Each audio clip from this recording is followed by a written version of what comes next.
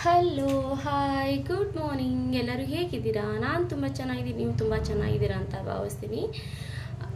ಈ ವಾರದ ಮೊದಲನೇ ದಿನ ಇವತ್ತು ಸೋಮವಾರ. Happy Monday. ಇವತ್ತೇನು ಮಾಡ್ತಾಯಿದ್ದೀನಿ ಅಂತಂದರೆ, ಮಕ್ಕಳು ನಿನ್ನೆ ಪಾಸ್ತಾ ಕೇಳಿದ್ದು. ಸೊ ಅದನ್ನ ಪಾಸ್ತಾ ರೆಡಿ ಮಾಡೋದಕ್ಕೆ ಅಂತ ಪ್ರಿಪೇರ್ ಮಾಡ್ಕೊತಾ ಇದ್ದೀನಿ. ಮೊದಲನೇದಾಗಿ ಸ್ಟವ್ ಮೇಲೆ ಒಂದು ಪಾತ್ರೆಯಲ್ಲಿ ನೀರನ್ನ ಇಟ್ಕೊಂಡಿದ್ದೀನಿ.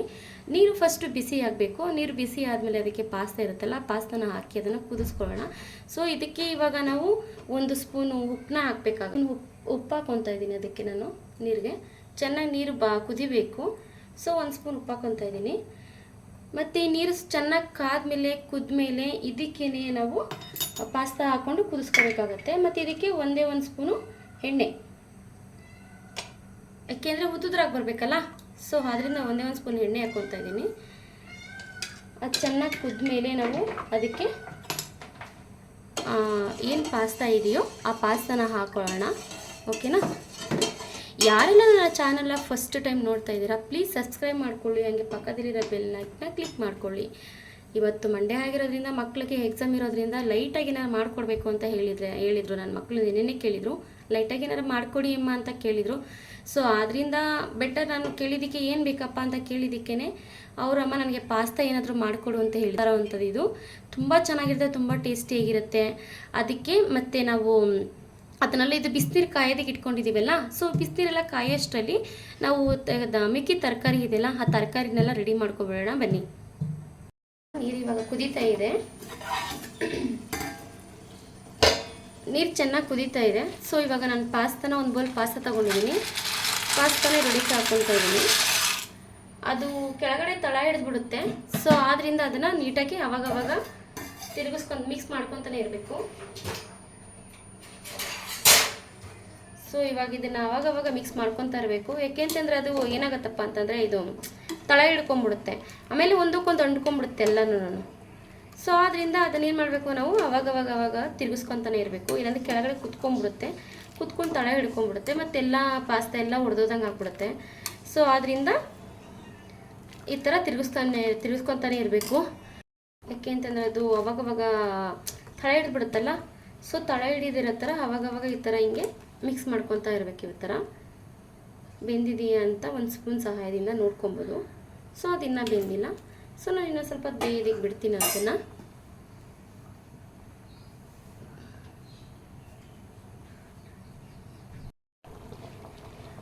ಇವಾಗ ಆಗಿದೆಯಾ ಅಂತ ನೋಡೋಣ. ನೋಡಿ, ಫುಲ್ ಆಗಿದೆ. ಇದನ್ನು ಆಗಿದೆಯಾ ಇಲ್ವಾ ಅಂತ ನೋಡೋದು ಹೆಂಗಪ್ಪ ಅಂತಂದರೆ, ಒಂದು ಚಾಕು ಸಹಾಯದಿಂದ ಈ ಥರ ಮಾಡಿದ್ರೆ ಈ ಥರ ಕಟ್ ಆಗುತ್ತೆ, ಹಿಂಗೆ ಕಟ್ಟಾದರೆ ಇದು ಆಗಿರುತ್ತೆ ಅಂತ. ಇದನ್ನು ಇವಾಗ ನಾನು ಒಂದು ಪಾತ್ರೆಯಲ್ಲಿ ಹಾಕಿ ಸೋರಿಸ್ಕೊಂಡ್ಬಿಡ್ತೀನಿ.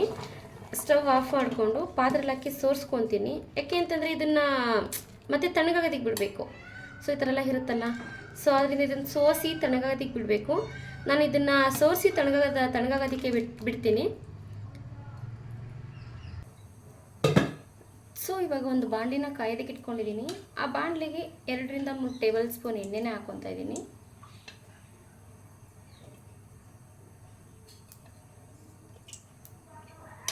ಬೆಣ್ಣೆ ಇದೆ, ಬೆಣ್ಣೆ ಹಾಕ್ಕೊಂಡ್ರೆ ತುಂಬಾ ಚೆನ್ನಾಗಿರುತ್ತೆ, ಒಳ್ಳೆ ಫ್ಲೇವರ್ ಬರುತ್ತೆ. ಬೆಣ್ಣೆ ಇಲ್ಲ, ಸೊ ಅದರಿಂದ ಇದನ್ನು 3 ಹಸಿಮೆಣಸಿನಕಾಯಿ ಹಾಕ್ಕೊತಾ ಇದ್ದೀನಿ. ಅದು ಖಾರಕ್ಕೆ ಇದಕ್ಕೆ ಜಾಸ್ತಿ ಖಾರ ಬೇಕಾಗಿಲ್ಲ. ಸೊ ಇಲ್ಲಿ ಅದೊಂಥರ ಫ್ಲೇವರ್ ಹೊಡೆಯುತ್ತೆ ಅಂದ್ಬಿಟ್ಟು 2 ರಿಂದ 3 ಹಸಿಮೆಣಸಿನಕಾಯಿ ಹಾಕ್ಕೊಂಡಿದ್ದೀನಿ. ಇವಾಗ ಈರುಳ್ಳಿನ ಹಾಕ್ಕೊತಾ ಇದ್ದೀನಿ. ಮೀಡಿಯಮ್ ಆಗಿ ಅಂತಂದರೆ ತೀರಾ ಸಣ್ಣ ಬೇಡ, ಮೀಡಿಯಮ್ ಆಗಿ ಈರುಳ್ಳಿನ ಕಟ್ ಮಾಡಿ ಈರುಳ್ಳಿನ ಹಾಕ್ಕೊತಾ ಇದ್ದೀನಿ. ಈರುಳ್ಳಿನೂ ಫ್ರೈ ಆಗಬೇಕು. ಅಂದರೆ ಇದು ತುಂಬ ಫ್ರೈ ಆಗೋದೇನು ಬೇಡ ಫ್ರೆಂಡ್ಸ್. ಯಾಕೆಂತಂದರೆ ಇದರಲ್ಲಿ ಸ್ವಲ್ಪ ಹಂಗಂಗೆ ಹಸಿಯಾಗಿ ಇರಬೇಕು ತಿನ್ನೋದಕ್ಕೆ. ಸೊ ಆದ್ದರಿಂದ ಫುಲ್ಲು ಇದಾಗೋದೇನು ಬೇಡ, ಏನು ಫುಲ್ಲು ರೋಸ್ಟ್ ಆಗೋದೇನು ಬೇಡ, ಸ್ವಲ್ಪ ರೋಸ್ಟ್ ಆಗಲಿ.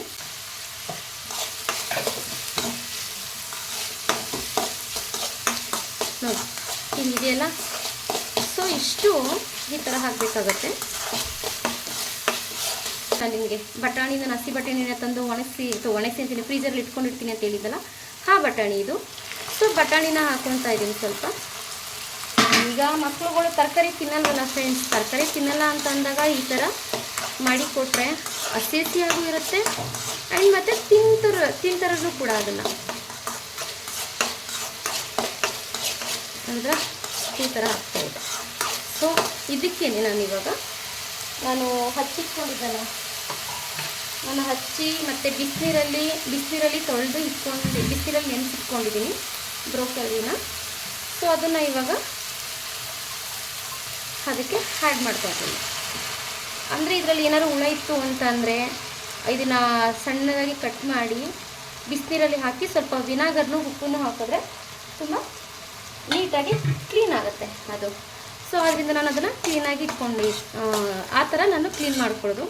ಎಲೆಕೋಸಾಗಿರ್ಬೋದು, ಹೂಕೋಸಾಗಿರ್ಬೋದು, ಮತ್ತು ನಾನು ಸೊಪ್ಪು ಅಷ್ಟೇ, ಸೊಪ್ಪನ್ನು ಬಿಸಿನೀರಲ್ಲಿ ನೆನೆಸಲ್ಲ. ಈ ಥರ ಎಲೆಕೋಸು ಹೂಕೋಸನ್ನ ಸ್ವಲ್ಪ ಬೆಚ್ಚಗಿರೋ ನೀರಲ್ಲಿ ವಿನಾಗರ್ ಹಾಕಿ ಉಪ್ಪು ಹಾಕಿ ನೆನೆಸ್ತೀನಿ. ಸೊ ಸೊಪ್ಪನ್ನು ಮಾತ್ರ ತಣ್ಣೀರಲ್ಲೇ ವಿನಾಗರ್ ಹಾಕಿ ಸ್ವಲ್ಪ ಉಪ್ಪು ಹಾಕ್ಬಿಟ್ಟು ಒಂದು 5 ನಿಮಿಷ ನೆನೆದಕ್ಕೆ ಬಿಟ್ಬಿಡ್ತೀನಿ. ಅದರಲ್ಲಿ ಏನೇ ಹುಳ ಇದ್ರೂ, ಮೊಟ್ಟೆ ಇದ್ರೂ, ಹುಳ ಮತ್ತು ಮೊಟ್ಟೆ ಇದೆಲ್ಲ ಇರುತ್ತಲ್ಲ, ಸೊ ಅದೆಲ್ಲ ಇದ್ರೂ ಅದೆಲ್ಲ ಏನಾಗುತ್ತೆ ಆಗಬೇಕು. ತುಂಬ ರಿಸ್ಕ್ ಆಗುವಂಥ ಕೆಲಸನ ಮಾಡೋಕ್ಕಾಗಲ್ಲ, ಆದರೂ ಒಂದೊಂದು ಟೈಮ್ ನಾನು ಮಾಡಿಕೊಡ್ತಾ ಇರ್ತೀನಿ.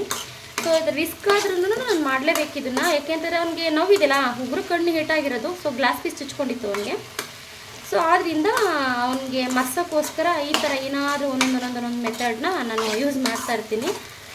ಸೊ ಇವಾಗ ಇದನ್ನು ಮಾಡೋದಕ್ಕೆ ಬಿಟ್ಬಿಡೋಣ. ಅಷ್ಟರಲ್ಲಿ ನಾವೊಂದು ಟೊಮೊಟೊ ಪೇಸ್ಟ್ನ ರೆಡಿ ಮಾಡ್ಕೊಬೇಕು ಆಗಿದೆಯಲ್ಲ. ಸೊ ಇದನ್ನು ಮುಚ್ಚಿ 1-2 ನಿಮಿಷ ಬಿಟ್ಬಿಡೋಣ. ಇದನ್ನು ಇದಾಗ್ತಿದ್ದಂಗೆ ನಾವು ಟೊಮೊಟೊನ ಪೇಸ್ಟ್ ಮಾಡ್ಕೊಬಂದ್ಬಿಡೋಣ ಬನ್ನಿ. ಸೊ ಇವಾಗ ಹಿಂಗಾಗಿದೆ ನೋಡೋಣ. ಅದೆಲ್ಲ ಇದು ಹವೆಗೆ ಬೇಯ್ಕೊಂಡಿದೆ ನೀಟಾಗಿ. ಸೊ ಇವಾಗ ಇದಕ್ಕೆ ನಾನು ಇದನ್ನು ಹಾಕ್ಕೊತೀನಿ. ಇವಾಗ ಸ್ವಲ್ಪ ಸಾಲ್ಟ್ನ ಆ್ಯಡ್ ಮಾಡ್ಕೊತೀನಿ. ಇದಕ್ಕೆ ಉಪ್ಪು ಎಷ್ಟು ಬೇಕೋ ಅಷ್ಟು ಹಾಕ್ಕೊಂಡ್ರೆ ಸಾಕಾಗುತ್ತೆ. ಸೊ ಇದಕ್ಕೆ ಇವಾಗ ನಾನು ಟೊಮೊಟೊ ಪೇಸ್ಟ್ ಮಾಡಿಕೊಂಡಿದ್ದೀನಲ್ಲ, ಟೊಮೊಟೊ ಪೇಸ್ಟ್ನ ಹಾಕ್ತಾಯಿದ್ದೀನಿ. ಇದಕ್ಕೆ ಫ್ರೆಶ್ ಕ್ರೀಮ್ ಹಾಕಬೇಕು. ಸೊ ನಾವು ಫ್ರೆಶ್ ಕ್ರೀಮೆಲ್ಲ ಹಾಕಿದ್ರೆ ಮಕ್ಕಳು ಅಷ್ಟಾಗಿ ಇಷ್ಟಪಟ್ಟು ತಿನ್ನೋದಿಲ್ಲ, ಅದರಲ್ಲೂ ನನ್ನ ಮಕ್ಕಳಂತೂ ಅಷ್ಟಾಗಿ ಇಷ್ಟಪಡೋದಿಲ್ಲ. ಸೊ ಅದರಿಂದ ಇದಕ್ಕೆ ನಾನು ಟೊಮೊಟೊದು ಪೇಸ್ಟ್ನ ಹಾಕ್ಕೊಂಡಿದ್ದೀನಿ.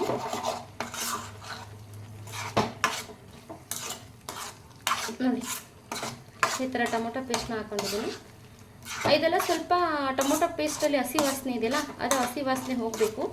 ಸೊ ಅದು ಹೋಗೋ ತನಕ ನಾವು ಸ್ವಲ್ಪ ಮಿಕ್ಸ್ ಮಾಡ್ಕೊತಾನೆ ಇರೋಣ. ಮಿಕ್ಸ್ ಮಾಡಿಕೊಂಡು ಇದಕ್ಕೆ ಸ್ವಲ್ಪ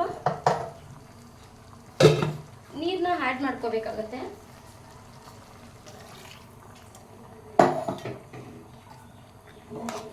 ಇದಕ್ಕೆ ಸ್ವಲ್ಪ ನೀರನ್ನ ಆ್ಯಡ್ ಮಾಡ್ಕೊಂಡಿದ್ದೀನಿ. ಇದು ಸ್ವಲ್ಪ ಕುದಿಯೋದಕ್ಕೆ ಬಿಟ್ಬಿಡೋಣ. ಬಿಟ್ಬಿಟ್ಟು ಆಮೇಲೆ ನಾವು ಇದು ಏನಿದೆ ಪಾಸ್ತಾ ಬೇಯಿಸ್ಕೊಂಡಿರೋದು ಏನಿದೆ ಅದನ್ನು ಅದಕ್ಕೆ ಮಿಕ್ಸ್ ಮಾಡಿಕೊಂಡ್ರೆ ಆಗೋಗ್ಬಿಡುತ್ತೆ.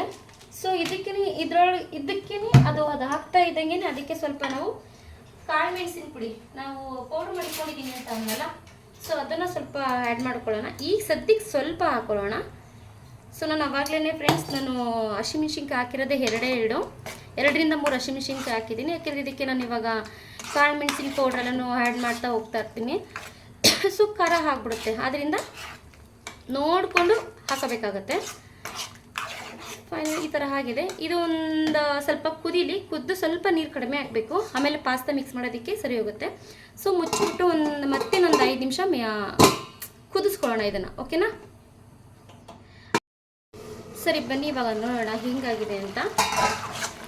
ಸೊ ಈ ಥರ ಆಗಿದೆ. ಇದಕ್ಕೆ ಇವಾಗ ನಾವು ಬೇಯಿಸಿ ಇಟ್ಕೊಂಡಿರ್ತೀವಲ್ಲ ಪಾಸ್ತಾ ಏನಿದೆ, ಆ ಪಾಸ್ತಾನ ಈ ಥರ ನೀಟಾಗಿ ಹಿಂಗೆ ಮಾಡಿಕೊಂಡು ಇದಕ್ಕೆ ಹಾಕೊಳ್ಳೋಣ.